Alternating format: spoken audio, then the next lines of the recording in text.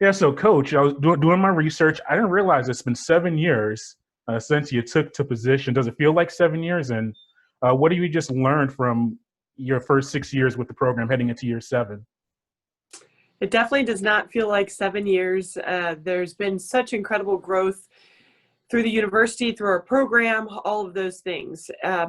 Feel like the players that we have coming in, we're consistently growing and getting better, striving for more and more. This year has been, great as far as the preseason and how we've grown in that. Just such a different environment, having so much more time and getting our players back in shape. And so this year, out of all the years, is just so different with the 2 weeks, 2.5 weeks we usually have till almost a month and a half. So that has been in a lot of ways refreshing and good for our players, for the mental growth, all of that. Yeah, we'll go to the fall, but take me back to the spring when the pandemic started. How did that impact your spring schedule? Because I'm sure you would have done some scrimmages and done some other activities during the spring and into the summer. So when did you get to do a little bit in the winter or the spring? Take me to earlier part of this calendar year. So we had our individuals and just started our team practice, so 20 hours a week in the spring, and we actually had a match scheduled with Kennesaw State on Friday, and everything was shut down Thursday night. And so that was actually the Thursday before we went on to spring break. So the players went on spring break not really sure of what was going to happen, if it was just going to be a 2 week period or what was going on. And then the next day, the NCAA canceled all spring sports. So that was a big domino effect. We had great timing, but really sad that we didn't get that match with Kennesaw State in just one day too late. But had a really good spring training. I had a great core of people that wanted to learn. We did Zoom calls all summer and really worked on watching national team play, watch our team play. It was a really good mental growth period for us.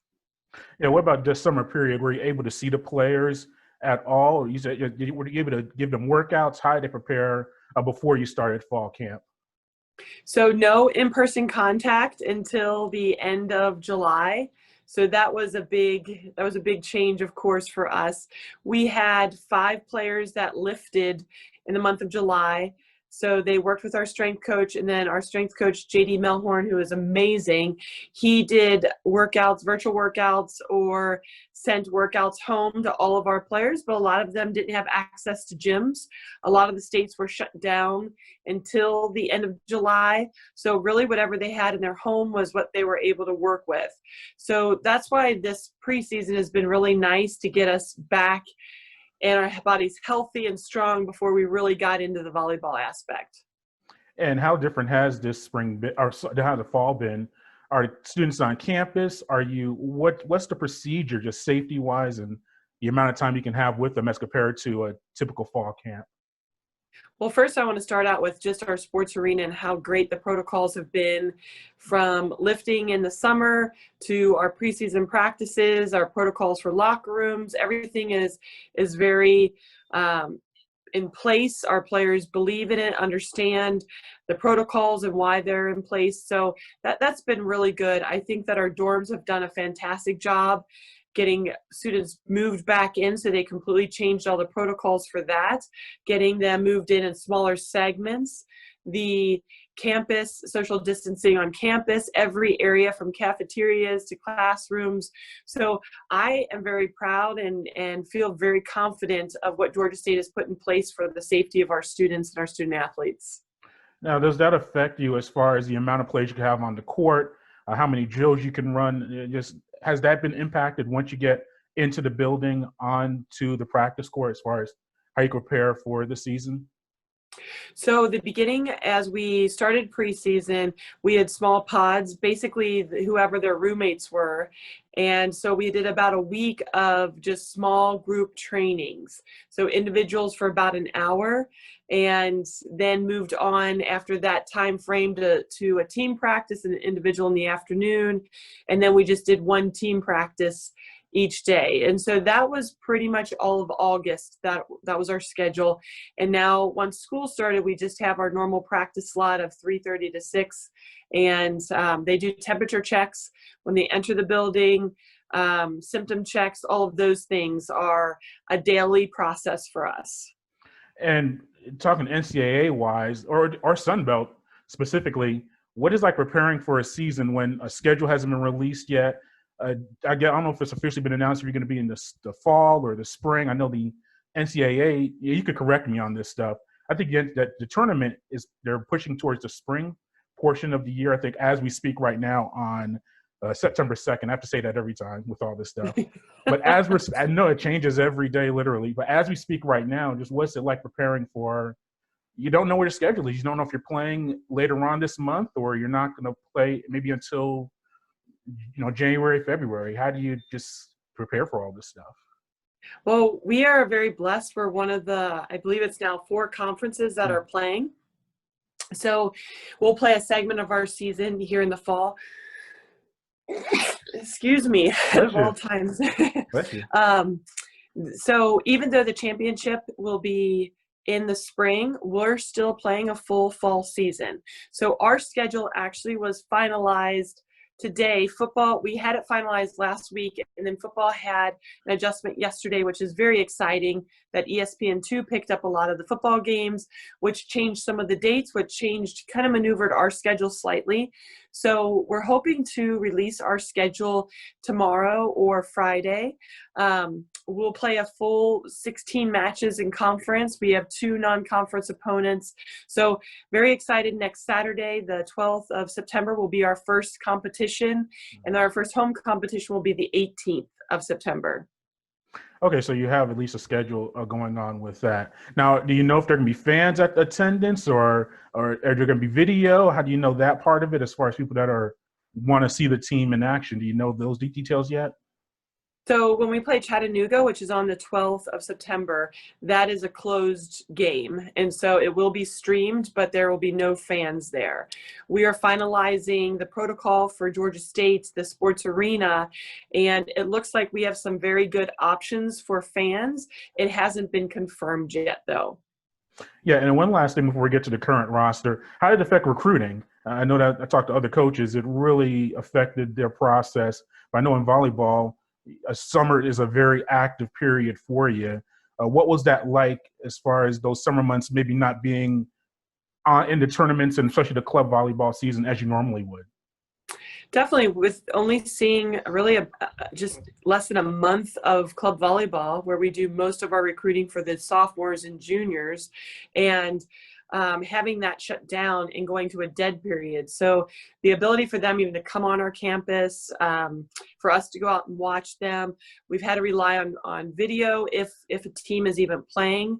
We've seen a little bit of everything from the high schools around the country pushing their season to the spring, playing now, but the whole team is quarantined. So there's been lots of ups and downs through the high school ranks of playing, but really having to rely on video and a lot of Zoom calls. And I would say the positive of everything is the connection you can have with the players, the relationships. The harder part is the evaluation process, seeing the growth of the player, all of those things, especially that jump from your sophomore to junior year with strength and athletic ability and just volleyball skill. We haven't been able to see that, nor have they gotten a lot of that training yet. So that has definitely changed our recruiting.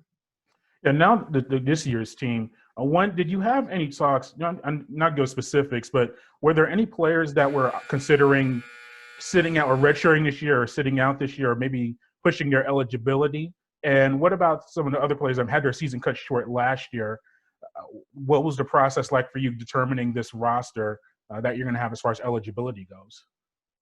So we were very lucky in the spring. We don't train with our seniors, so we had just all of our returners back.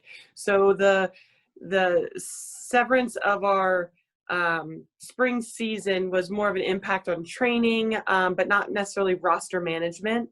Then it was very much a blessing that the NCAA has allowed us to have the eligibility through this year, so we don't have to count competitions for players, that players can full out train and compete and not worry about using a year of eligibility. So that has been such a great blessing for our players and their mindsets and training.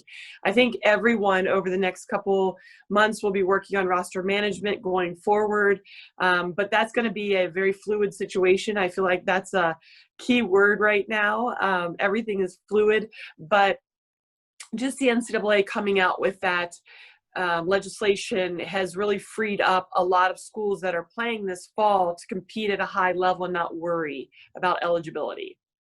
And you have 5 seniors on the roster right now. Just discuss them individually and just how they've helped with this process of you getting acclimated to this unique season. I have been unbelievably impressed with our seniors, their flexibility, their constant change.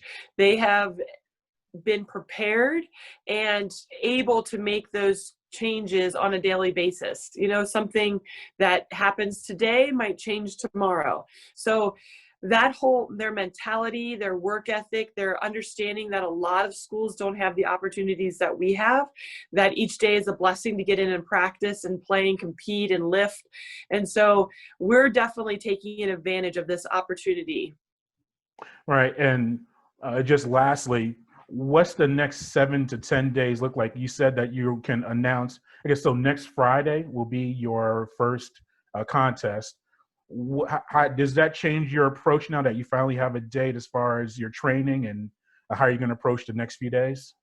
Yes. And so we'll head up to UT Chattanooga the Saturday the 12th, and that will be just a prep game. We'll have our offensive systems in, all of that. And so really leading up, this is kind of our last week of preseason.